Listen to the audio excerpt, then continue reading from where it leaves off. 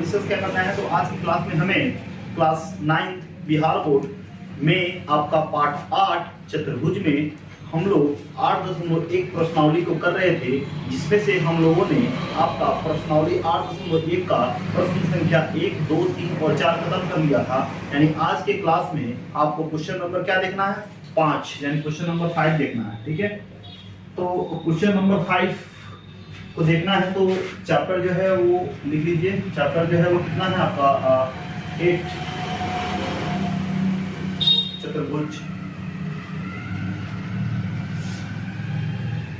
चतुर्भुज प्रश्नावली प्रश्नावली 8.1। ठीक, इसमें आपका 5वां नंबर क्वेश्चन क्या कहता है उसको देखते हैं। ठीक है, तो कह रहा है कि दर्शाइए कि यदि एक चतुर्भुज के विकर्ण, यानी क्या कह रहा है कि यदि एक चतुर्भुज के विकर्ण बराबर हो और परस्पर लंबवत समविभाजित करे तो वह एक क्या होता है, वर्ग होता है। मतलब आपको एक चतुर्भुज दिया हुआ है, तो सबसे पहले क्या करेंगे, चतुर्भुज को बनाएंगे। ठीक है, हमने क्या किया, यहाँ पे चतुर्भुज को बनाया, इसका नाम देते हैं ए, बी, सी और डी। ठीक, हमने यहाँ पे क्या कर दिया, नाम दे दिया। ठीक है, अब बोला हुआ है कि विकर्ण बराबर है, तो यहाँ पे पहले लिखेंगे दिया गया है। क्या लिखेंगे, दिया गया है। एबीसीडी क्या है, एबीसीडी एक चतुर्भुज है। क्या है आपका, एक चतुर्भुज। ठीक, यहाँ पे बोला हुआ है इसके विकर्ण बराबर है, यानी एसी जो है वो बराबर इसके, एसी जो है वो बराबर है किसके, बीडी के। और क्या बोला हुआ है, और लंबवत समविभाजित करते हैं, और विकर्ण जो है वो क्या करते हैं, लंबवत समविभाजित। मतलब ये विकर्ण भी क्या है, बराबर है। मतलब ये इसके बराबर है और ये इसके बराबर है, और कहाँ पे, 90 डिग्री के बराबर है। लंबवत का मतलब क्या होता है, 90 डिग्री। तो इसका मतलब ये है आपका जो बिंदु है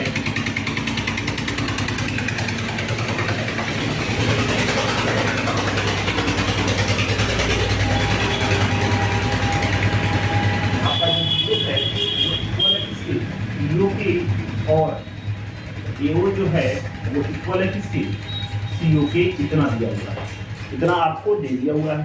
तो सिद्ध क्या करना है, ठीक है, तो दर्शाना है या सिद्ध करना है, तो सिद्ध करना है या दर्शाना, वही बात है।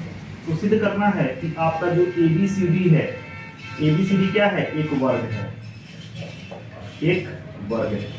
एबीसीडी क्या दिखाना है, तो एबीसीडी क्या है, एक स्क्वायर है, यानी क्या है आपका एक वर्ग है। ठीक है, तो एबीसीडी वर्ग के लिए आप जानते हैं कि हमको क्या दिखाना पड़ेगा कि एबी इक्वल है, यानी चारों भुजा क्या होते हैं, बराबर होते हैं। एबी इक्वल है बीसी के, इक्वल है किसके, सीडी के, और इक्वल है किसके, आपके एडी के। एक तो ये बात को प्रूव करना होगा, और आपका एंगल ए इक्वल होगा एंगल बी के, इक्वल होगा एंगल सी के, और इक्वल होगा किसके, एंगल बी के। ठीक, समझ में आया ना, ये सारे एंगल क्या होंगे, इक्वल होंगे इसके 90 डिग्री के, इसके इक्वल होंगे 90 डिग्री के, 90 डिग्री। समझ में आ रहा है, कोई दिक्कत नहीं है। तो अगर आप इन सबको दिखा देते हैं और एक एंगल को, एक कोण को भी अगर 90 डिग्री अगर दिखा देते हैं तो वो क्या हो जाएगा, आपका वर्ग हो जाएगा। ठीक है, तो अब करेंगे क्या इसमें, अब करना क्या है, ठीक है, देखिए अब इसमें करना क्या है। ठीक है, कैसे करते हैं इसको। ठीक, तो सबसे पहले यहाँ पे लिखेंगे क्या, प्रमाण लिखेंगे। ठीक, कोई दिक्कत नहीं। अब प्रमाण में यहाँ पे क्या करेंगे, तो अब यहाँ पे हम 2 त्रिभुज लेंगे। क्या लेंगे, 2 त्रिभुज। कौन कौन त्रिभुज लेंगे बताइए, तो ये वाला और ये वाला हम त्रिभुज ले लेते हैं, कोई दिक्कत नहीं है। यानी एओबी और आपका सीओडी। ठीक है, एओबी और आपका सीओडी ले लेते हैं, ये सामने वाला, ये वाला। ठीक है, हम 2 त्रिभुज लेते हैं। ठीक है, तो अब देखिए यहाँ पे क्या लिखेंगे, त्रिभुज एओ बी तथा त्रिभुज सीओ डी। ठीक है, तो हमने यहाँ पे क्या किया, 2 त्रिभुज लिया, इनको क्या करेंगे, सर्वानुसम सिद्ध करेंगे। क्या करेंगे, सर्वानुसम सिद्ध करेंगे। ठीक है, तो देखिए अब यहाँ पे कैसे करेंगे। ठीक है, तो नर्मदा देखिए, तो एओ बी में और सीओ डी में आप जानते हैं क्या, एओ बी और सीओ डी। तो हम क्या, एओ बी में आपका बीओ आता है और सीओ डी में आपका डीओ आता है। तो हम लिख सकते हैं क्या, ये आपका बीओ इक्वल होगा किसके, बीओ इक्वल होगा किसके, डीओ के कैसे, तो दिया गया है। और क्या है आपका जो एओ है इधर का एओ जो होगा वो सीओ के इक्वल होगा। एओ इक्वल है किसके, सीओ के कैसे, दिया गया है। और जैसे कि यहाँ का एंगल ये भी 90 है और ये भी 90, ऐसे भी आप लिख सकते हैं, या यहाँ का कोण क्या आपका सम्मुख कोण से भी, ये आमने सामने कोण है ना, सम्मुख कोण भी आप लिख सकते हैं। क्या लिख सकते हैं, एंगल एओबी बराबर होगा किसके, एंगल सीओडी के कैसे, तो सम्मुख कोण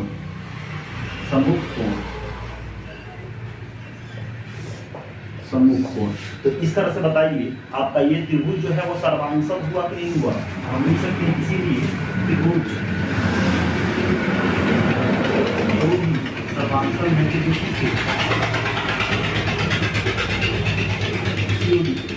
और कैसे, साइड एंगल साइड सर्वांशम।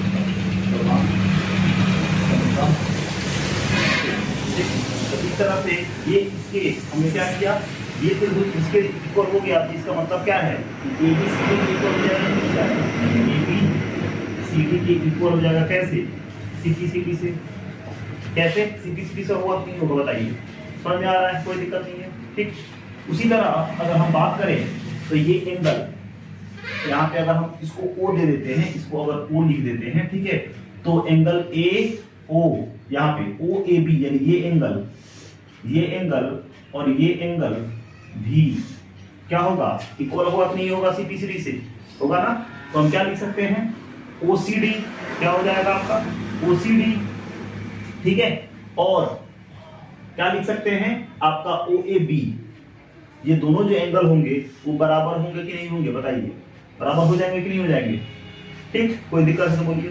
ठीक है, तो हम लिख सकते हैं क्या, एंगल OAB इक्वल हो जाएगा किसके, एंगल OCD के, एंगल OCD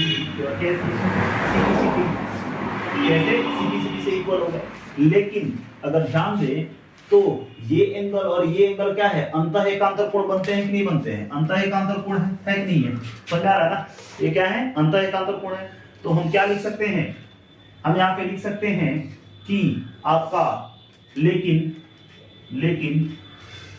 ये कोण अंतः एकांतर कोण है, अंतः एकांतर कोण है। ये कोण क्या है आपका, अंतः एकांतर कोण है। तो अगर AB CD के पैरेलल हो और AC ट्रांसवर्सल हो तभी तो ये एंगल इसके AB अगर CD के ये बराबर हो, AB और CD के, AB जो है ना वो CD के समांतर हो और AC आपका तिर्यक रेखा हो जिसको हम ट्रांसवर्सल कहते हैं, ठीक है, तभी ये एंगल और ये एंगल क्या होगा, इसके इक्वल होगा, है ना। तो यहाँ पे हम कह सकते हैं क्या कि अगर ये अंतः एकांतर कोण है तो अंतः एकांतर कोण कब बनता होगा, जब ABCD के पैरेलल है और ABCD पे क्या है, समांतर है, और AC अब क्या है, तिर्यक रेखा है। तो इस तरह से हम क्या कह सकते हैं, आपका AB समांतर होगा किसके, आपके AB जो होगा वो समांतर होगा किसके, CD के। AB जो होगा वो क्या होगा, CD के समांतर होगा कि नहीं होगा।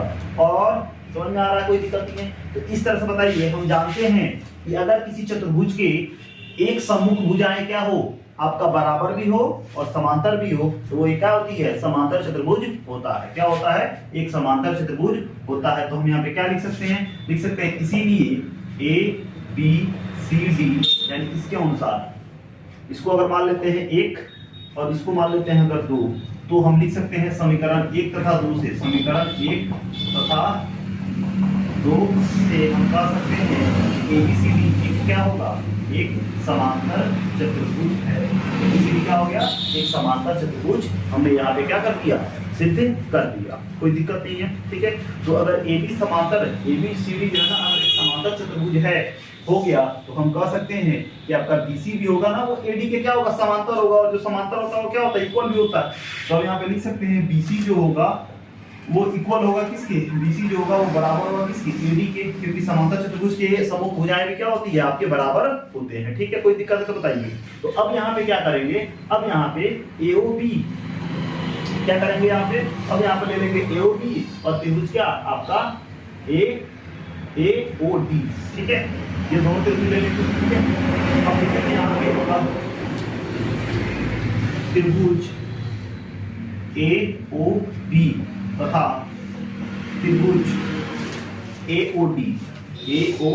अब इन दोनों को क्या करेंगे, इन दोनों को हम क्या करेंगे, यहाँ पे सर्वांशम करेंगे। क्या करेंगे, सर्वांशम करेंगे AOB और AOD को।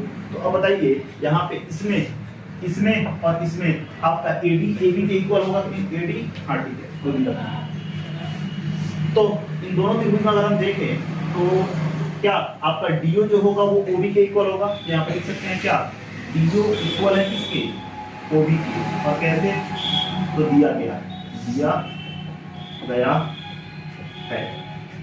क्या किया गया है, दिया गया है ये। और दोनों में बताइए AO कॉमन है कि नहीं है, AO कॉमन है, लिख सकते हैं AO क्या है आपका, उभयनिष्ठ है, उभयनिष्ठ है। और आप जानते हैं कि ये 90 डिग्री है कि नहीं है, ये भी 90 डिग्री है कि नहीं है, तब लिख सकते हैं एंगल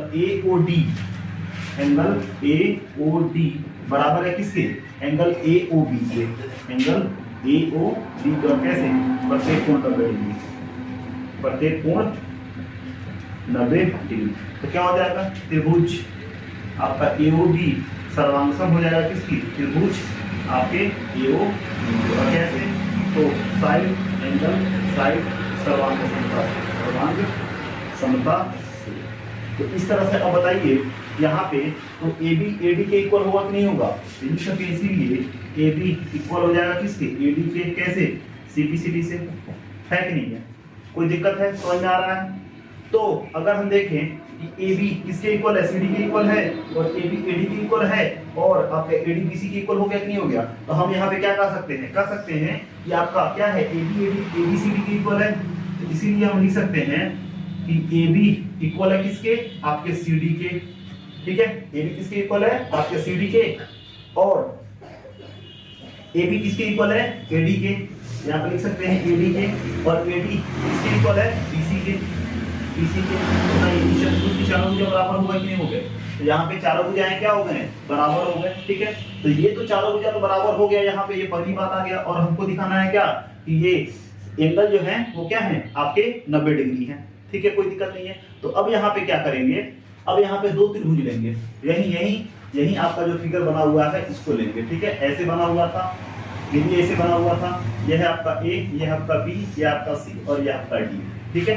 तो अब करेंगे क्या, तो इसमें क्या करेंगे, वही आपका ABD में और ABC में, ये दो त्रिभुज को हम दो त्रिभुज के लेंगे और इनको क्या करेंगे, आपका सर्वांशम करेंगे, ठीक है। चलिए अब यहाँ पे क्या लिखेंगे, तो जब दिखाई दे रहा है, यहाँ पे दिखाई दे रहा है। तो अब यहाँ पे क्या लिखेंगे, त्रिभुज ABD तथा त्रिभुज ABC में, ठीक है। तो हमको पता है कि AB इक्वल है किसके, AD के, AB इक्वल है किसके, AD के। कैसे, तो प्रमाणित किया गया, प्रमाणित किया गया।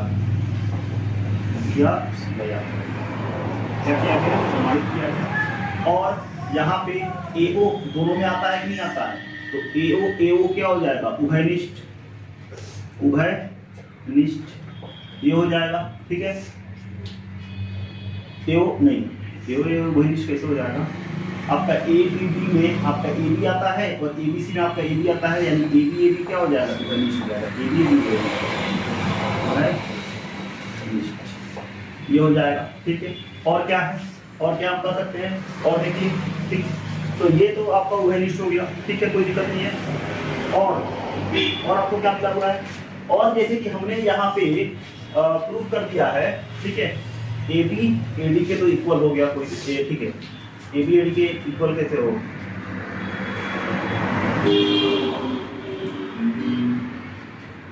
यहाँ पे AB AD के इक्वल थोड़ा होगा, AB AD के इक्वल नहीं होगा। AB जो है ना, यहाँ पे हम लिख सकते हैं कि अगर ये ABCD एक समांतर चतुर्भुज है, तो हम कह सकते हैं क्या कि इस ट्रायंगल का ABD का AB और ABC का क्या, आपका BC। यहाँ पे लिखेंगे AD इक्वल होगा किसके, ठीक है, क्योंकि एबीसीडी को हमने समांतर चतुर्भुज सिद्ध कर दिया है कि नहीं है। एबी जो होगा वो क्या होगा, एबीसीडी को लिया कैसे प्रमाणित किया गया, ठीक, कोई दिक्कत नहीं है। चलिए और क्या है, और एबी दोनों में तो क्या हो गया, एबी दोनों में आपका कॉमन आ गया है, ठीक है, कोई दिक्कत नहीं है, समझ में आ रहा है।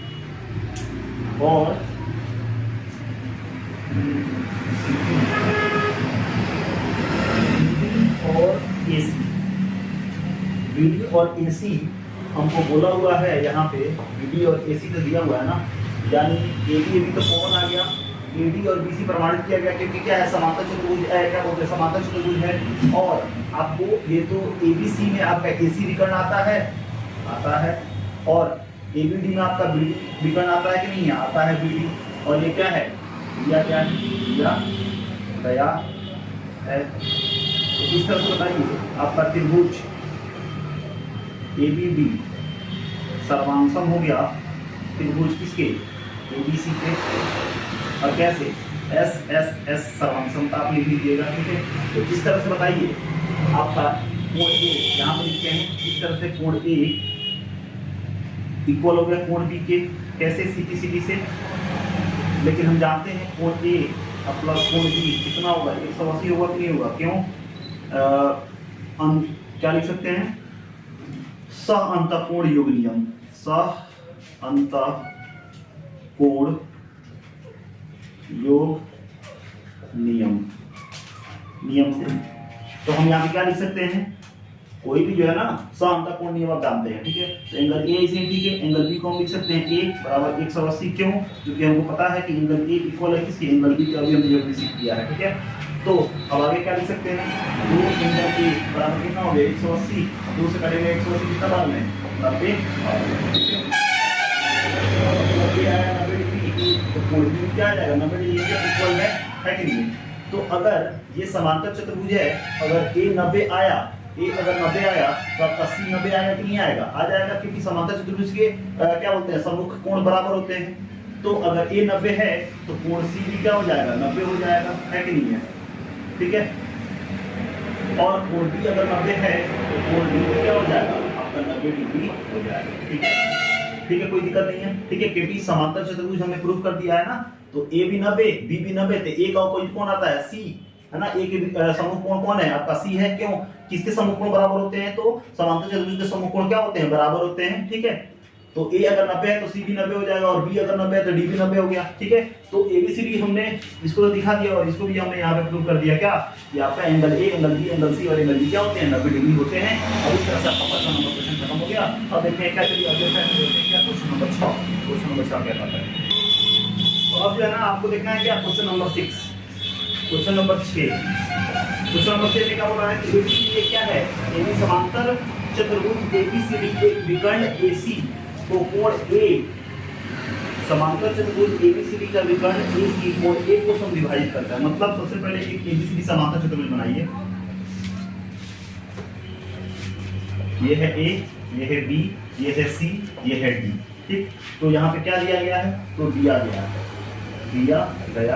है एबीसीडी एक समांतर है, एबीसीडी एक समांतर चतुर्भुज है, और बोला हुआ है कि एसी विकर्ण जो है ना वो कोण ए को क्या करता है, समविभाजित करता है। तो इसका मतलब अगर यहाँ पे हम मान लेते हैं, ठीक है, क्या मान लेते हैं कि अगर ये आपका एक है, समविभाजित मतलब का 2 भागों में बांटता है, तो इसको 1 मान लेते हैं, इसको 2 मान लेते हैं, तो हम कहेंगे एंगल 1 कोण 1 बराबर होगा कोण 2, ठीक है, ये आपको दिया हुआ है, ठीक है। तो कह रहा है दर्शाइए कि क्या दर्शाना है, पहला यह कोण सी को, यानी एसी जो है ना, एसी कोण सी को भी क्या करता है, सी को भी समविभाजित करता है, समविभाजित करता है। और दूसरा हमको क्या लिखाना है, ये आपका एबीसीडी एक समचतुर्भुज,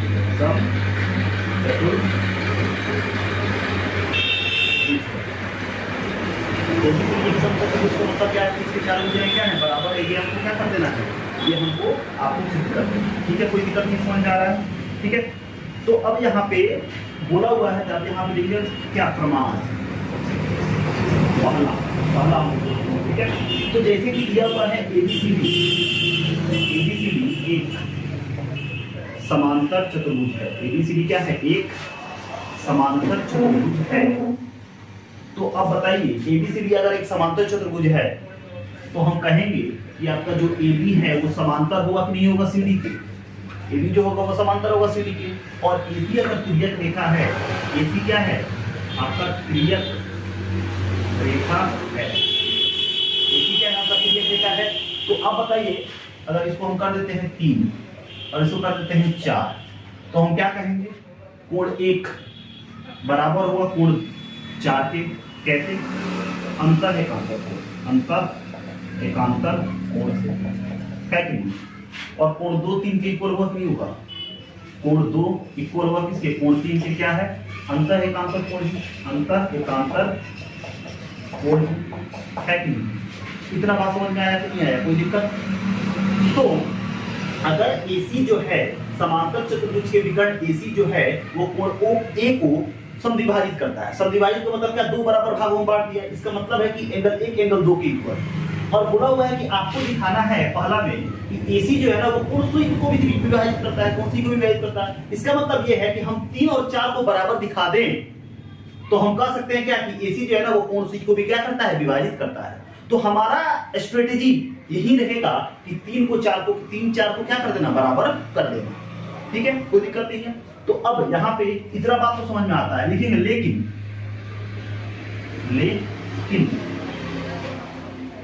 कोण 1 इक्वल है किसके, कोण 2 के। ये कैसे दिया गया है या प्रश्न से, कोण 1 इक्वल है 2 के।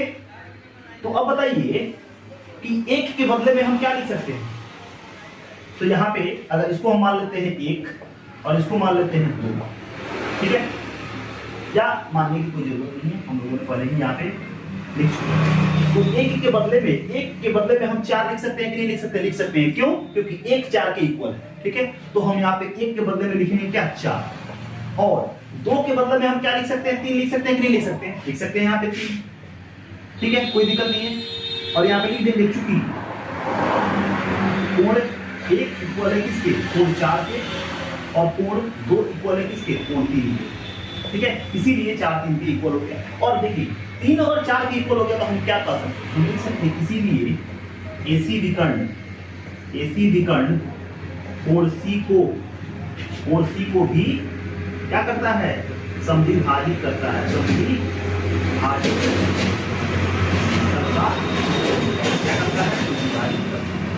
देखिए कितना एबीसीडी समांतर चतुर्भुज है, एबीसीडी के समांतर है तो ऐसी क्रिया का लिखा जाता है। भले ही बोला हुआ है 1 2 के इक्वल है, तो पहले दिया हुआ है कि 1 पता है, तो 3 4 हमने मान लिया।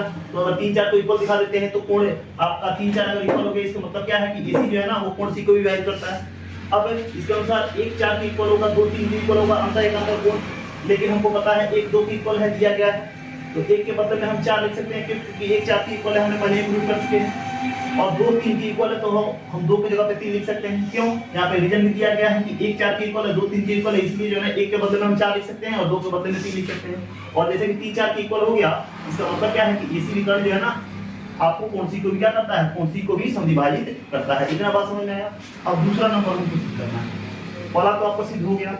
अब दूसरा ABCD क्या है, एक समचतुर्भुज। समचतुर्भुज का मतलब क्या है, इसके सारे भुजा को क्या करना है, हमको बराबर करना है, ठीक है, कोई दिक्कत नहीं है, समझ में आ रहा है। तो अगर यहाँ पे आप देखें कैसे देखना है, तो अगर त्रिभुज ABC को देखें, त्रिभुज ABC में हमको काम करना है, ठीक है, समझ में आ रहा है, कोई दिक्कत नहीं है। तो अगर यहाँ पे आप देखिए तो क्या बोला हुआ है, कोण 1 जो है, पहले यहाँ पे लिखेंगे कोण 1 जो है वो बराबर है किसके, कोण 2 के, कैसे दिया गया है, कोई दिक्कत नहीं है। कोण 1 क्या है, कोण 2 के इक्वल है कि नहीं है, समझ में आ रहा है। और कोण 1 अगर 2 के इक्वल है तो कोण 1 जो है ना वो क्या है, आपके 4 के भी इक्वल है, कोण 4 के भी इक्वल है, कोण 4 के कैसे, तो प्रमाणित किया गया। ठीक, तो दिक्कत नहीं है। क्यों? क्योंकि हमको त्रिभुज एबीसी में काम करना है, तो कैसे भी हमको क्या करना है ना, दो चार को बराबर करना है। तो यहाँ पे एक दो इक्वल है और एक चार इक्वल है, तो हम इसे और दो इक्वल होगा इसके इक्वल चार के, और दो किसके इक्वल होगा, इक्वल चार के। तो अब यहाँ पे लिखेंगे क्या, त्रिभुज एबीसी में, त्रिभुज एबीसी में क्या बोला हुआ है यहाँ पे, कोण दो इक्वल है किसके, कोण चार के। कैसे प्रमाणित किया गया, प्रमाणित किया गया। तो कोण दो चार के इक्वल है, तो कोण दो के सामने वाला भुजा कौन है, बीसी है, और कोण चार के सामने वाला भुजा कौन है, एबी है। ये इक्वल होगा। कैसे? तो याद कीजिए, आप 7 चैप्टर त्रिभुज में आप प्रमेय 7.2 और 7.3 में पढ़े हुए हैं कि अगर किसी त्रिभुज के दो भुजाएं बराबर हैं तो उनके सम्मुख कोण भी क्या होते हैं, बराबर होते हैं। या किसी त्रिभुज में दो कोण बराबर है तो उनके सम्मुख भुजाएं भी क्या होती है, बराबर होती है। ठीक है, तो कोण दो के सामने कौन सा भुजा है, कोण दो का सम्मुख भुजा कौन है, तो बीसी, बीसी लिख सकते हैं बराबर। कोण चार के सामने कौन सा भुजा है, तो आपका एबी। और एक ऐसे तो लिखेंगे बराबर कोण के, बराबर कोण के सम्मुख भुजा, सम्मुख भुजा बराबर बराबर होती है। तो कोण आपका बीसी जो हो गया, बीसी जो है वो एबी के इक्वल हो गया कि नहीं होगा, बीसी हो गया एबी के इक्वल। कोई दिक्कत बात समझ में आ रही है? ठीक है, तो अब यहाँ पे लिखेंगे, इसीलिए आपका अगर बीसी इक्वल है एबी के, बीसी इक्वल है इसके एबी के, तो आप जानते हैं कि ये पूरा एक समांतर चतुर्भुज है कि नहीं है, और बीसी एबी के इक्वल है। तो बताइए बीसी किसके इक्वल है, एडी के भी इक्वल है कि नहीं है। तो यहाँ पे लिख सकते हैं क्या, इक्वल होगा। अगर यहाँ पे हम देखें तो यहाँ पे BC इक्वल है किसके, AB के। ठीक है, और AB किसके इक्वल है, CD के। AB किसके इक्वल है, CD के, है कि नहीं है। AB किसके इक्वल है, CD के। और आपका BC किसके इक्वल है, आपका AD लिख सकते हैं कि नहीं लिख सकते, नॉर्मली यहाँ पे लिख सकते हैं AD। चारों भुजाएं क्या हो गए, बराबर हो। BC AB के इक्वल है, BC AB के इक्वल है, और AB किसके इक्वल है, CD के इक्वल है, और BC किसके इक्वल है, AD के इक्वल है। तो हम कह सकते हैं क्या कि चारों भुजाएं बराबर हो गई कि नहीं हो गई। तो इसलिए हम क्या लिख सकते हैं, क्या लिख सकते हैं, ये आपका ABCD जो होगा, इसीलिए ABCD एक सम चतुर्भुज है। ABCD क्या है, आपका एक सम चतुर्भुज है। और इस तरह से क्या हो गया, हमारा दूसरा नंबर भी। ठीक है, चलिए ठीक है, अब चलिए अगले स्लाइड में देखते हैं क्या आपका क्वेश्चन नंबर 7, क्वेश्चन नंबर 7 क्या कहता है। चलिए देखिए, अब जो है सातवां क्या कह रहा है कि ABCD एक सम चतुर्भुज है। तो सबसे पहले जो बोला हुआ है 7 नंबर में, उसको लिखेंगे, दिया गया है, दिया गया है क्या है, ABCD एक सम चतुर्भुज है। तो सबसे पहले आप एक बनाइए ABCD एक सम चतुर्भुज, ABCD। ठीक, दर्शाइए कि विकर्ण AC कोणों A और C दोनों को समद्विभाजित करता है। मतलब तो सिद्ध करना है, तो दर्शाना है कि AC विकर्ण, पहला AC विकर्ण कोण A तथा कोण C दोनों को क्या करता है, समद्विभाजित करता है, समद्विभाजित करता है। और क्या बोला हुआ दूसरा में, क्या आपका BD विकर्ण और BD विकर्ण कोण C तथा कोण D दोनों को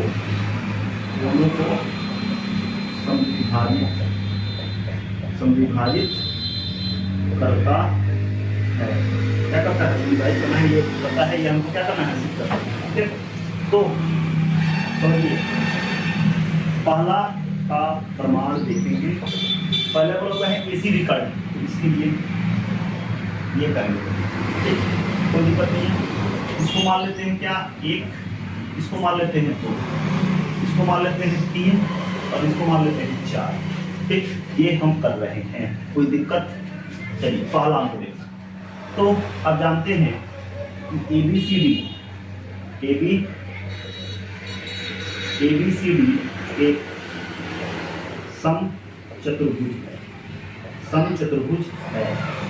तो अगर ABCD आपका एक समचतुर्भुज है तो बताइए आपका जो AB होगा वो BC के इक्वल होगा कि नहीं होगा? ठीक है, तो हम लिख सकते हैं क्या, AB इक्वल होगा किसके, BC के। AB किसके इक्वल होगा, BC के इक्वल होगा कि नहीं होगा?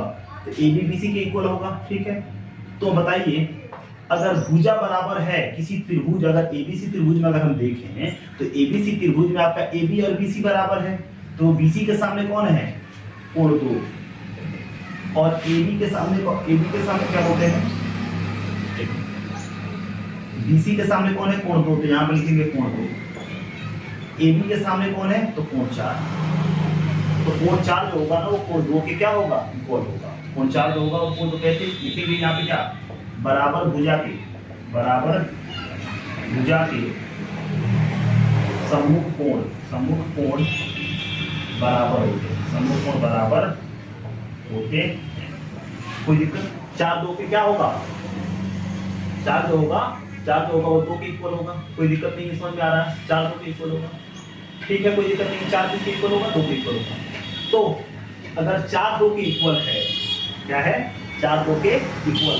ठीक, तो बताइए अगर 4 2 के इक्वल हमने प्रूव कर दिया तो 4 1 के भी इक्वल होगा कि नहीं होगा? कैसे, अंतर एकांतर कोण। तो यहाँ पे हम लिख सकते हैं, अगर जानते हैं कि अगर ABCD एक समचतुर्भुज है, ABCD क्या है, अगर एक समचतुर्भुज है, ठीक है, तो आप जानते हैं कि AB जो है वो CD के क्या है, इक्वल होगा, है ना, और जो इक्वल होता है वो पैरेलल भी होता है। तो AB अगर CD के पैरेलल है और AC ट्रांसवर्सल है तो हम कह सकते हैं क्या, 1 4 के इक्वल होगा, है कि नहीं है? यहाँ पर लिख सकते हैं कोण 1 जो होगा वो कोण 4 के इक्वल होगा, कैसे, अंतर एकांतर कोण से, अगर इसको हम मानते हैं क्या, 1, और इसको मानते हैं क्या, 2, तो बताइए 4 किसके इक्वल है, 2 के, 4 किसके इक्वल है, 1 के, तो हम क्या लिख सकते हैं, समीकरण 1 तथा 2 से हम कह सकते हैं कि 4 2 के इक्वल है, 4 1 के इक्वल है, तो हम लिख सकते हैं 1 जो है ना आपके 2 के भी क्या होगा, इक्वल होगा। ठीक है, और 1 2 के इक्वल है, इसका मतलब क्या है कि हम लिख सकते हैं कि AC विकर्ण कोण A को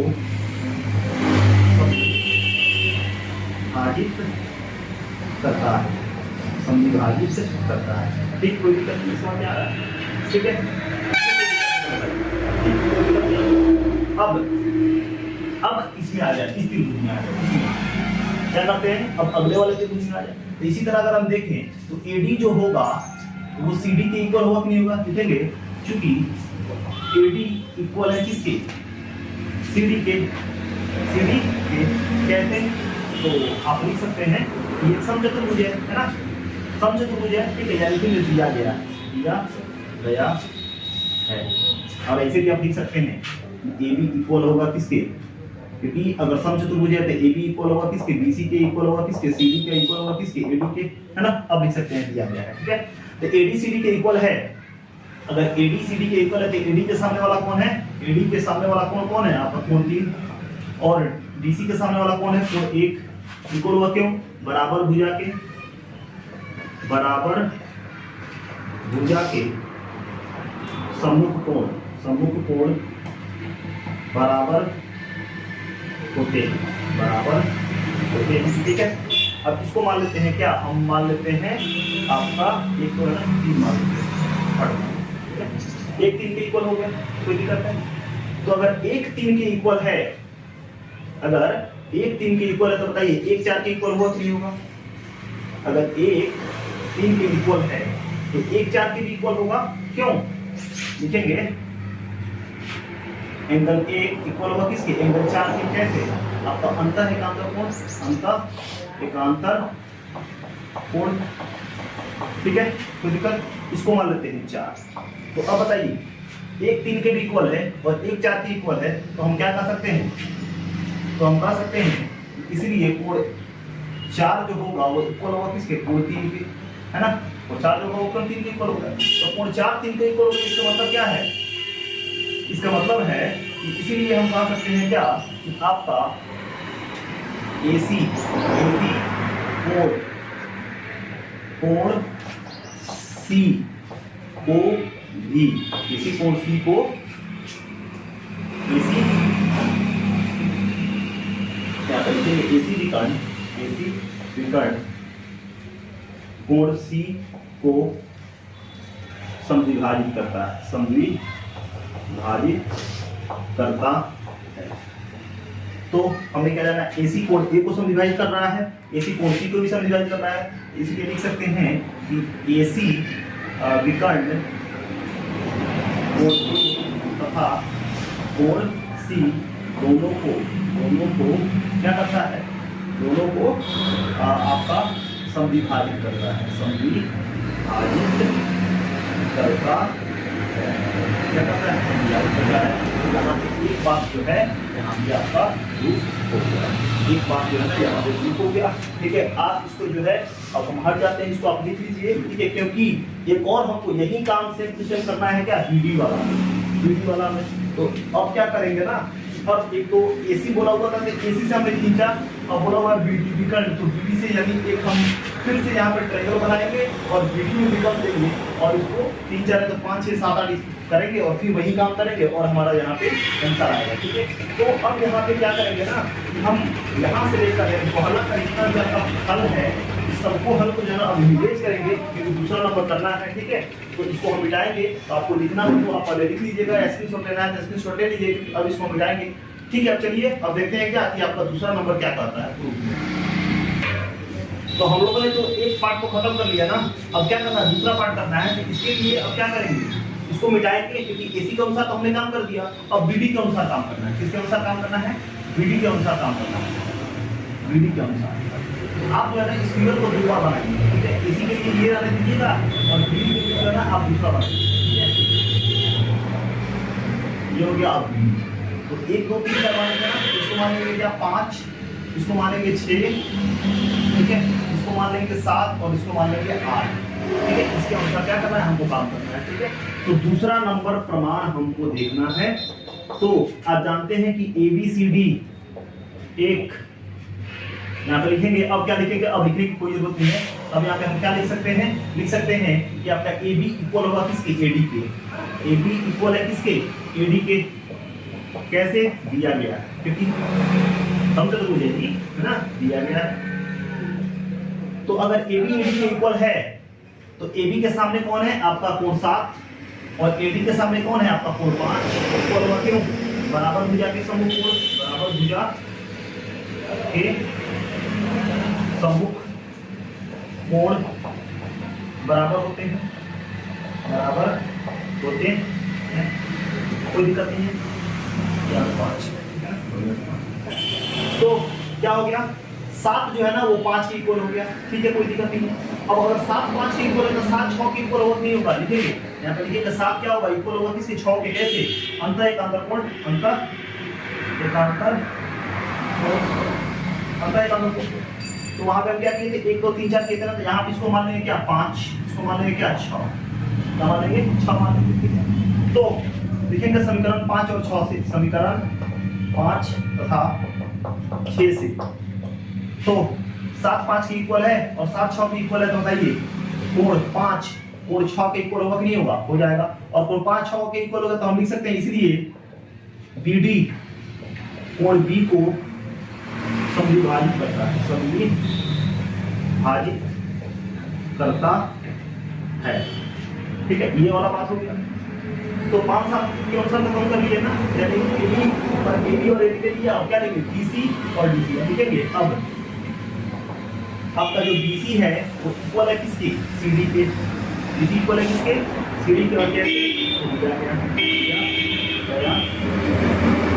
तो BC के सामने कौन सा एंगल है, तो आपका कोण 8 है, और CD के सामने कौन सा कोण है, तो कोण 6 है। इक्वल हुआ क्यों, बराबर भुजा के सम्मुख कोण, बराबर भुजा के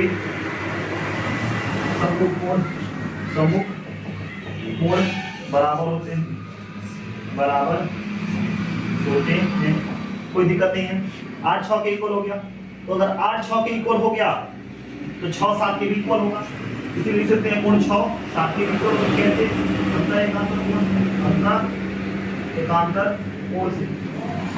अगर इसको मान लेते हैं क्या 7, इसको मान लेते हैं हम 7 और इसको मान लेते हैं क्या 8, तो क्या लिख सकते हैं, लिख सकते हैं समीकरण 7 तथा 8 से हम क्या कर सकते हैं, 8 6 के इक्वल है और 6 7 के इक्वल है, तो 7 8 के इक्वल होगा कि नहीं होगा, 7 8 के इक्वल हो जाएगा। और 7 8 के इक्वल का मतलब क्या, हम लिख सकते हैं कि आपका BD कौन है, यहाँ पे लिख दीजिए BD विकर्ण,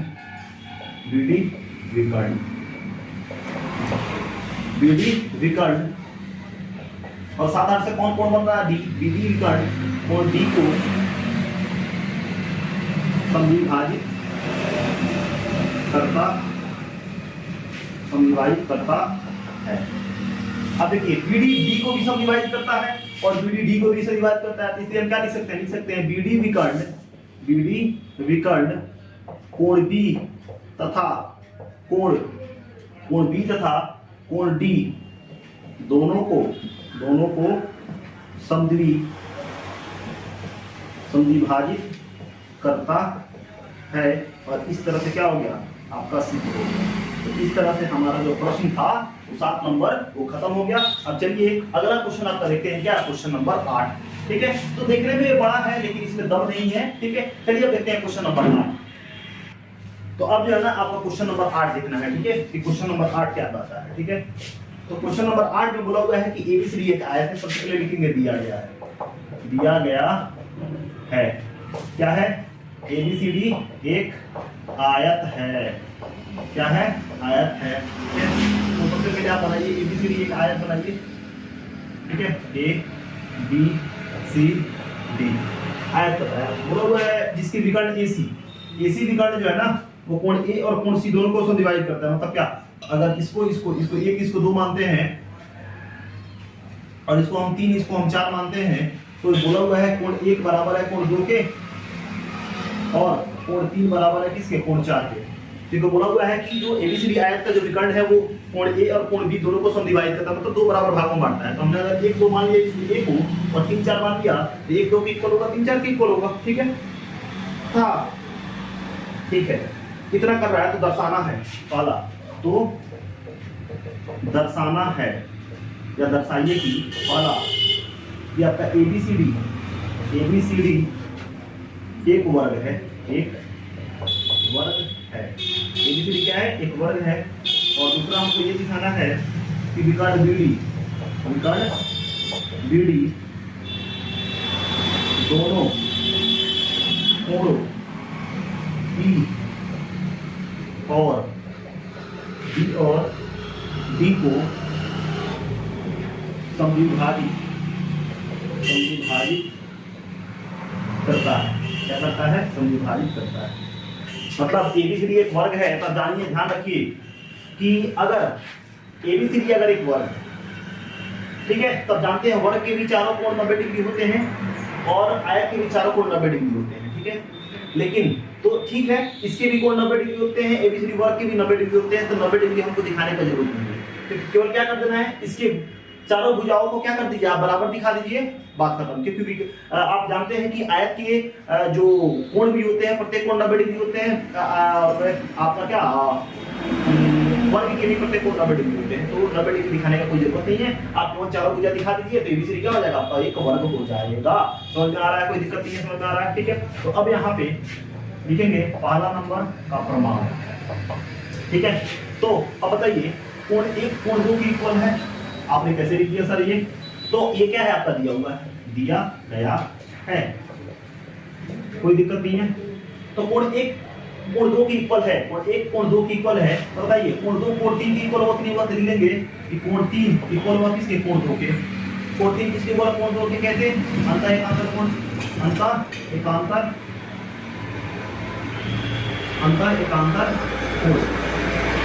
कोण। तो क्या जानते हैं जब ABCD के क्या है, इक्वल है, तो पैरेलल भी होता है और इसी ट्रांसवर्सल है, तो आप जानते हैं 2 3 के इक्वल होगा। तो बताइए 1 2 के इक्वल है, है, दो एक के इक्वल है, दो तीन के इक्वल है, इसलिए हम क्या लिख सकते हैं, कोण एक जो होगा वो कोण तीन के भी क्या होगा, इक्वल होगा। कोण एक जो होगा वो कोण तीन के भी इक्वल होगा। मतलब कोण एक इक्वल है किसके, कोण तीन के। तो कोण तीन के सामने का भुजा कौन है, तो कोण तीन के सामने का भुजा कौन है, AD है। तो कोण तीन के सामने का भुजा कौन है, AD। तो यहाँ पर लिख देंगे क्या, AD। और कोण एक के सामने का भुजा कौन है आपका, CD। यहाँ पर लिख देंगे CD बराबर बराबर। और रीजन क्या लिखेंगे, तो बराबर कोण के समूह भुजा बराबर होते हैं। बराबर कोण के सम्मुख भुजा बराबर होते हैं। तो हमें क्या दिखा दिया कि आपका CD जो है ना AD के इक्वल है। क्या है, CD के इक्वल है। अगर यहाँ पर लिखा जाए CD AD के इक्वल है और CD तो हम लिख सकते हैं CD AD के इक्वल, हमने दिखा दिया। और CD जो होगा वो किसके इक्वल होगा, AD के इक्वल होगा कि नहीं होगा, है ना। CD AD के इक्वल है ना, हमने दिखाया CD AD के इक्वल है। और जैसे कि ये आयत है तो CD किसके इक्वल होगा, AD के इक्वल होगा, है कि नहीं है। तो दिक्कत नहीं समझ में आ रहा है, ठीक। और AD किसके इक्वल है, AD जो है वो BC के इक्वल है। और क्या AD जो होगा इक्वल होगा किसके, आपके BC के। तो AD इक्वल है BC के, ठीक है। और क्या, और AD इक्वल है किसके, BC के। AD इक्वल है BC के और AD इक्वल है किसके, CD के। और CD इक्वल है AD के। और क्या कर सकते हैं, तो यहाँ पे CD है, AD इक्वल है BC के, ठीक है। और AD ऑल्सो इक्वल है किसके, CD के। और CD ऑल्सो इक्वल है AD के। तो डायरेक्ट यहाँ पे इन सबकी जगह पे हम क्या लिख सकते हैं कि अगर CD इक्वल है किसके, AD के और CD AD के इक्वल है, ठीक है। CD इक्वल है किसके, आपके AD के इक्वल है, ठीक है। और AD किसके इक्वल है, BC के इक्वल है कि नहीं है। और आपका CD किसके इक्वल होगा, AD के ऑल्सो इक्वल होगा कि नहीं होगा, AD के ऑल्सो इक्वल होगा, ठीक है ना। तो हम क्या कर सकते हैं, चारों भुजा बराबर आ गए कि नहीं आ गए, लिख सकते हैं। इसीलिए ABCD एक वर्ग होगा, ABCD क्या होगा, एक वर्ग। तो पहला हमने यहाँ क्या किया। अब दूसरा क्या है, अब यही हम बनाएंगे फॉर्मूला है कि विकर्ण BD, इसके लिए दूसरा फिगर। अब हमारे पास ये क्या है, ये है वर्ग। ABCD क्या हमने बना दिया, अब हमने बना दिया ये वर्ग आपका ABD। फिगर पे मत जाइए, ठीक है। रफली फिगर है, आप अच्छे से ध्यान दीजिएगा। ये आपका A, ये आपका B, ये आपका C, ये आपका D। और बोला हुआ विकर्ण BD, तो विकर्ण BD खींचेंगे, विकर्ण BD यहाँ पे खींचेंगे, ठीक है। कोई दिक्कत नहीं है।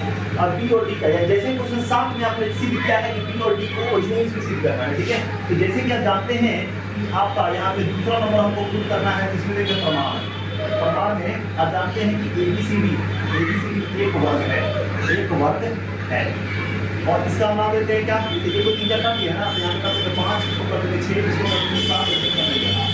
तो अब यहाँ पे अगर हम देखें तो हम लिख सकते हैं AB जो होगा वो इक्वल होगा किसके, AD के। AB इक्वल होगा किसके, AD के, ठीक है। AB इक्वल है, AB के सामने कौन है, कोण 7। और AD के सामने कौन है, कोण 5। ये इक्वल होगा क्यों, बराबर भुजा के समूह कोण बराबर होते हैं, आप जानते हैं।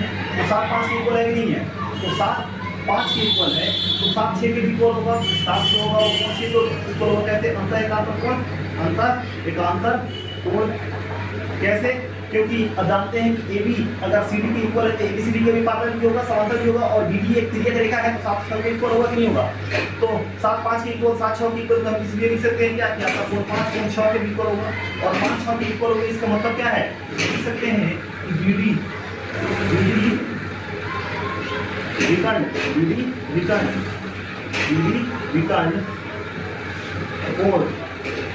कोण B को समविभाजित करता है,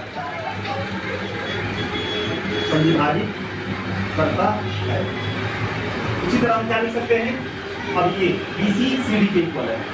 BC CD के इक्वल कैसे दिया, तो वर्ग है, तो ये दिया गया है, ठीक है।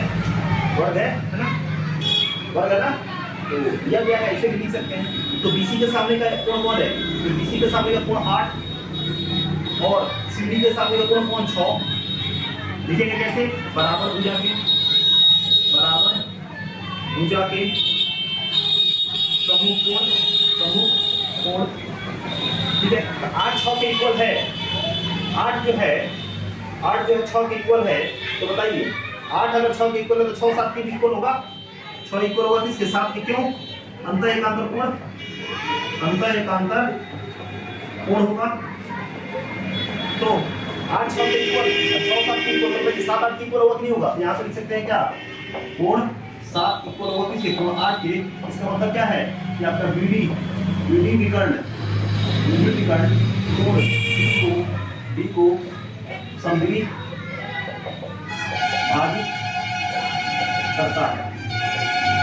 करता है, तो देखिए आपका BD जो है ना वो कोण B को भी समद्विभाजित करता है और B जो है वो कोण D को भी समद्विभाजित करता है। इसका क्या लिख सकते हैं कि BD विकर्ण कोण B और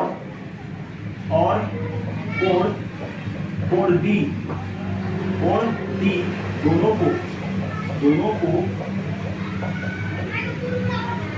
दोनों को समद्विभाजित